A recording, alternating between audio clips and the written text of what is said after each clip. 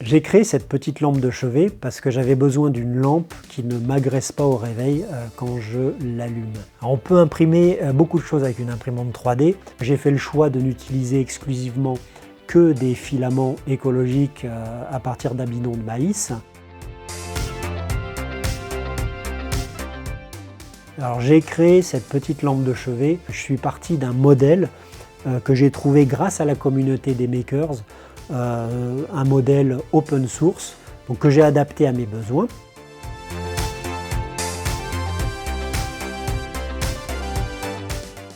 Je m'appelle Olivier, j'ai 49 ans, j'ai 3 enfants, je suis ingénieur en informatique et je suis passionné par l'électronique et puis l'impression 3D.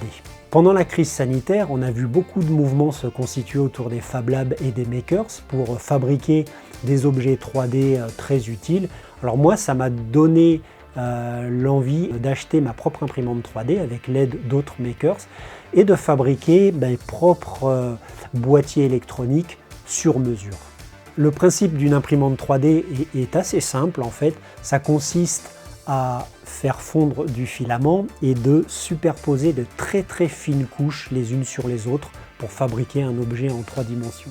Alors on peut imprimer beaucoup de choses avec une imprimante 3D, des objets du quotidien comme ce pot à crayon, ce support de téléphone qui me permet de mettre mon téléphone en mode paysage ou portrait. J'arrive aussi à réparer des pièces, j'ai ici modélisé et réimprimé un support de hotte qui m'a coûté du coup 75 centimes au lieu de 40 € directement chez le constructeur. Et enfin, on peut faire des maquettes. Moi je travaille actuellement sur une maquette du système solaire. La matière première d'une imprimante 3D, c'est le filament. Donc on en trouve de toutes sortes, de plein de couleurs différentes. Il y a des filaments qui sont fabriqués à partir de dérivés de pétrole et de plastique et d'autres qui sont beaucoup plus écologiques. On les appelle du PLA. Ils sont fabriqués à partir d'amidon de maïs. Il se trouve en plus qu'en France, on sait les fabriquer et les distribuer. Et c'est avec ça que j'ai fabriqué tout le corps de ma petite lampe de chevet. Alors pour fabriquer cette lampe, il faut imprimer d'abord tous ces objets. Donc tous les plans sont à disposition sur le tutoriel We Are Makers. On imprime d'abord le socle de la lampe dans lequel on va loger l'électronique, le petit couvercle avec le bouton poussoir, le support de la lampe, sur lequel on va fixer l'abat-jour et on utilise des petites vis qui sont aussi imprimées 3D pour fixer le tout. L'électronique est composée de petits circuits imprimés sur lequel je vais souder une carte Raspberry Pico. Alors le Raspberry Pico, il va me permettre de programmer en MicroPython toutes les animations lumineuses. Ce qui me permet ensuite de contrôler l'éclairage d'un petit anneau de 16 LED qu'on peut voir ici, tout ceci en fait s'alimente avec une toute petite prise très basse consommation.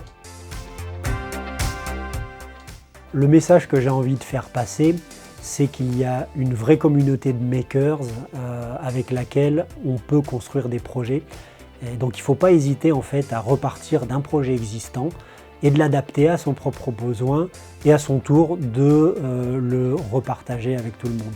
Moi, le partage de savoir-faire, c'est vraiment ce qui m'a permis d'aboutir à ce projet.